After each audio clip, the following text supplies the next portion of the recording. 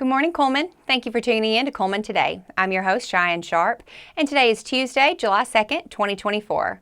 We have a lot to look at in local news today, including information on a performance of Aristocats kids, Cullman City School summer renovations, and Wallace State's Skills USA Conference winners.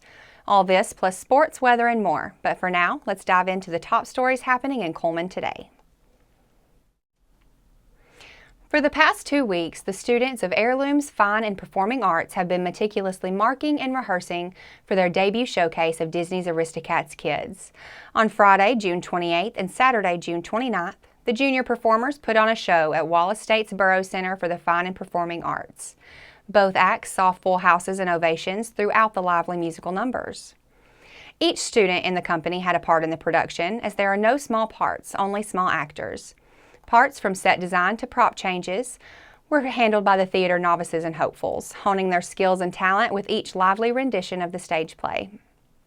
Next up, what seemed like the whole town of Vinemont flooded the town's sportsplex on Saturday night as the municipality rang in the anniversary of America's independence with a bang as the town and the Vinemont Baptist Church held their third annual 4th of July celebration.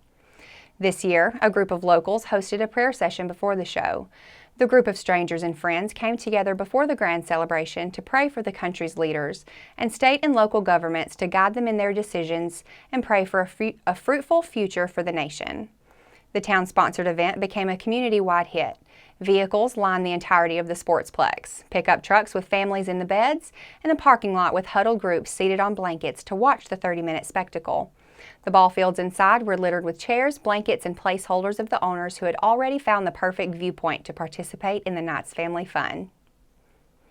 And to finish out our top stories, a dozen Wallace State Community College students brought home medals after competing at the Skills USA National Leadership and Skills Conference this week in Atlanta.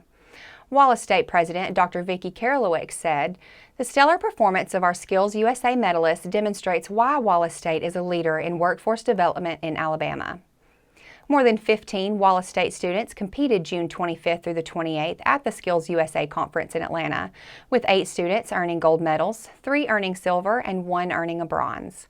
Gold medal winners include Jonathan Zepeda-Trejo of Cullman, Justin Ruth and Zach Hudson, both of Hanceville, Aviel Shadrick of Cullman.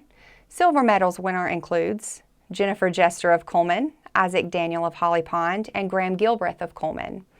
Bronze medal winners include Landon Holmes of Cullman. Now that we have the top stories out of the way, we're going to take a quick break before returning with sports. Discover what's buzzing in Cullman with Community Matters, where every story pops off the page with local flair. It's the magazine that's got the inside track on what's now, what's new, and who's who. Get the lowdown on top eats and the 411 on recipes that'll turn up your summer cooking game. Relive our local team's triumphs on the sports fields and pencil in summer's hottest events for fun the whole family will love. Get your copy of Community Matters at the Cullman Tribune, any of the local businesses on screen, or scan the QR code.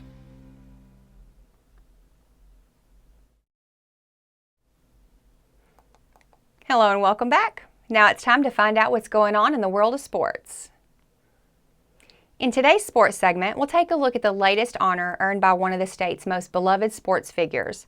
Auburn legend Bo Jackson was at Kauffman Stadium in Kansas City Saturday, and in a pregame ceremony, National Baseball Hall of Famer member George Brett officially welcomed his former teammate into the Royals Hall of Fame.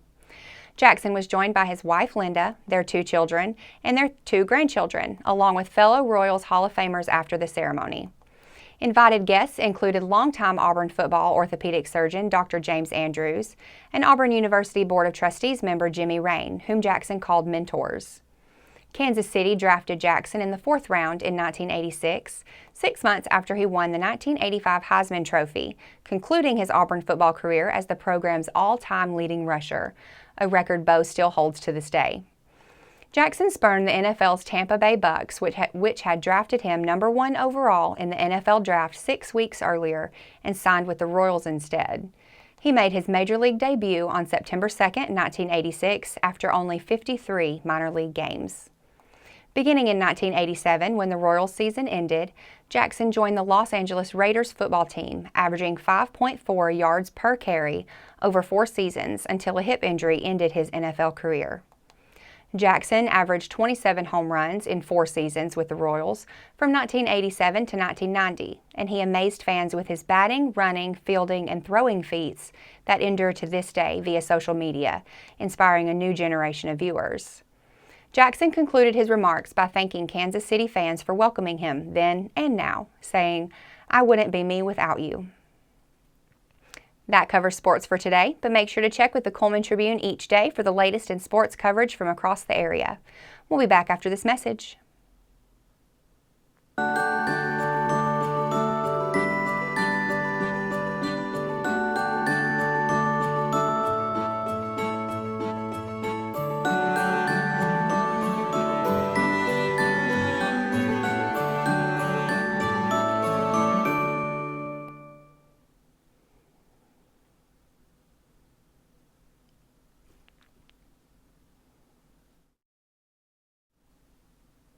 Hello and welcome back to Cullman Today. Now it's time to speed things up with the news rundown.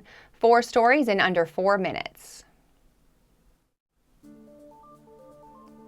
The Guy Hunt Library in Holly Pond would like to congratulate all of the community's young readers for a job well done during the summer reading program. Without further ado, the 3 lucky winners of the library summer reading challenge are Alyssa Waldemar, who gets a $50 gift card to Books A Million for reading 155 books. Caslin Calhoun gets a 10-person tent for reading 151 books, and Kylie Sims also gets a 10-person tent for reading 91 books. Again, thanks to all of the hard-working readers, and remember, adventure begins at your library. Prizes can be picked up at the library during regular business hours. The Link of Cullman County has announced the date for its annual gala. This year, to be held on November 1st, attendees can expect an evening of fellowship and fun as the community celebrates the fruitful nature of the Link's year.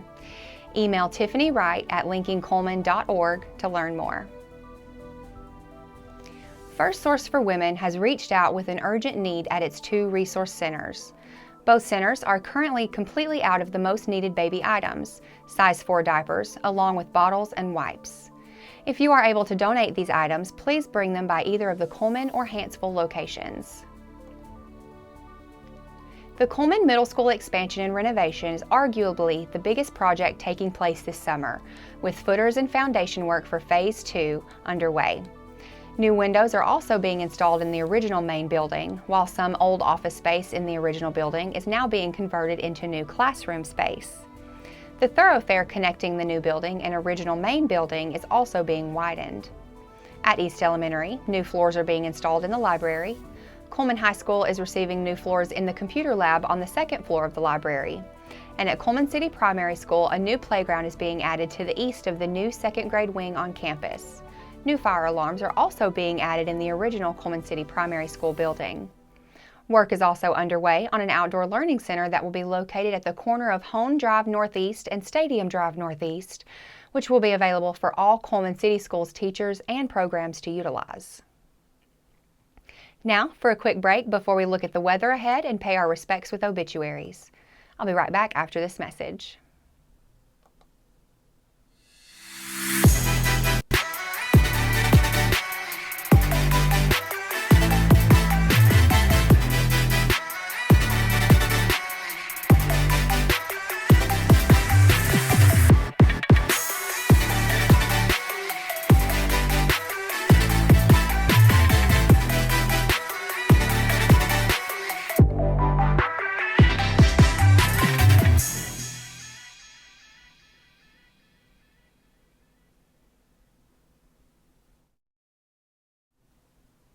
Welcome back. Let's take a moment to pause and remember those who have lost their lives this week as we turn to obituaries. Mary Ruth Guthrie.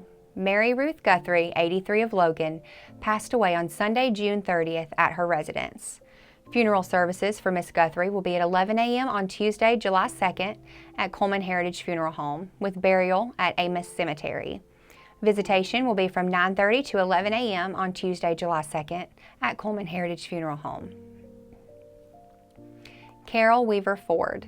Carol Weaver Ford, 80, of Cullman, passed from this life on June 30th. Funeral services for Miss Ford are Monday, July 8th at 1 p.m. at Cullman Funeral Home Chapel. Visitation will be held from noon to 1 p.m. at the chapel, and interment will be at Etha Cemetery. Matthew Derrick Smith.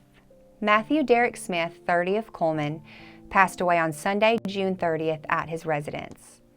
Memorial services for Mr. Smith will be at 2 p.m. on Wednesday, July 3rd at Bell Springs Baptist Church. Jerry Dwayne Capps. Jerry Dwayne Capps, 70, of Bremen, passed away June 29th in Jefferson County. Funeral services for Mr. Capps will be at 5 p.m. on Thursday, July 3rd at Hanceville Funeral Home Chapel. Visitation will be prior to the service from 3 to 5 p.m. at Hanceville Funeral Home. Dafford V. Smith. Coach Dafford V. Smith of Cullman passed away June 30th. Services for Mr. Smith will be held Wednesday, July 3rd at St. Andrew's Global Methodist Church at 11 a.m.